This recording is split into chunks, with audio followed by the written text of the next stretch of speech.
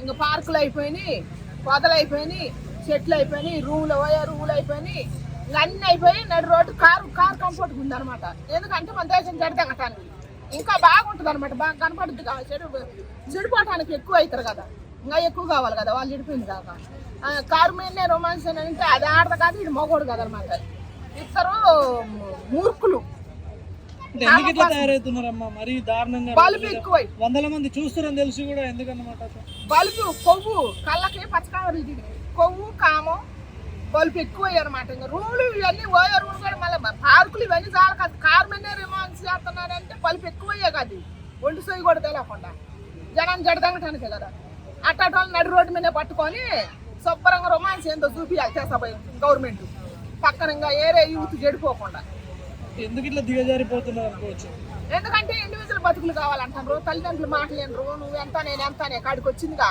ఇంకా దీనికోసం ఎట్టేటోళ్ళేగా మాకు ఇండివిజువల్ బతుకులు కావాలా, మాకు ప్రైవేసీలు కావాలా, మేము చస్తాం మిమ్మల్ని చావదెంగుతూ అని రాగాలు పుట్టాలి. దీనికోసమేగా చేసేది.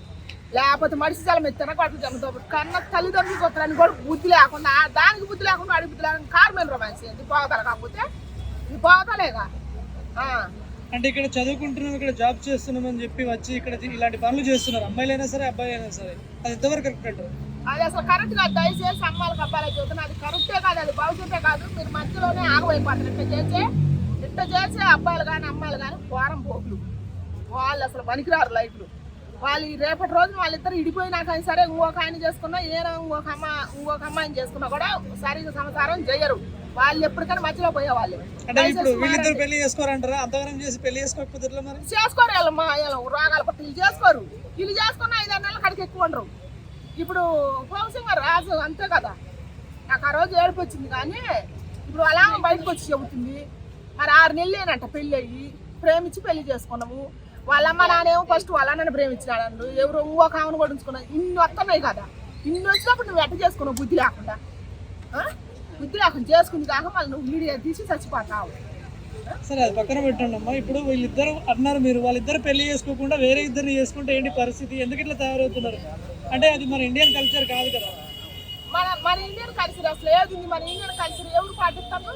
వేరే బయట దేశాల్లో ఎట్లుంటాము, ఏడు కూడా భారతదేశం అట్టుండాలని కోరుకునేది. ఇప్పుడు మన ఆమె చెప్పింది కదా, ఇండివిజువల్ చాటు పనులు చేసుకోవాలా, సొంత ఇల్లు కావాలా మనకి, ఇవన్నీ కావాలని చెప్పింది. నీ పరువు తీసుకుని సంకలో పెట్టుకోని చెప్పింది.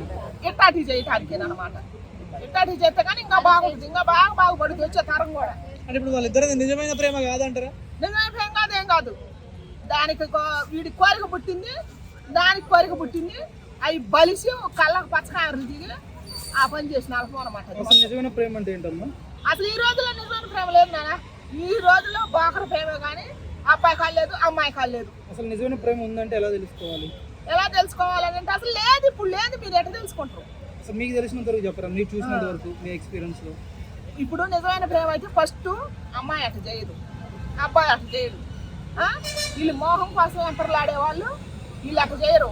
వాళ్ళు వేరే ఉంటారు, భయపడతారు, సమాజానికి భయపడతారు. నిజమైన ప్రేమించుకునే వాళ్ళైతే సమాజానికి భయపడతారు. పార్కులు అంటే తిరగరు, రోడ్ల అమ్మటి తిరగరు, తల్లిదండ్రులకు ఒక మాట చెప్పి వచ్చి హైదరాబాద్లో తిరగరు. వేసాలు రూములు తీసుకొని వేసాలు వేసి వాళ్ళ జీవితాలు పాడు చేసుకోరు. ఫస్ట్ వాళ్ళ జీవితాలు పాడు చేసుకోదు. అమ్మాయి ఏం పాడు చేసుకోదు, అబ్బాయి ఏం పాడు చేసుకోదు. అదే నిజమైన ప్రేమ.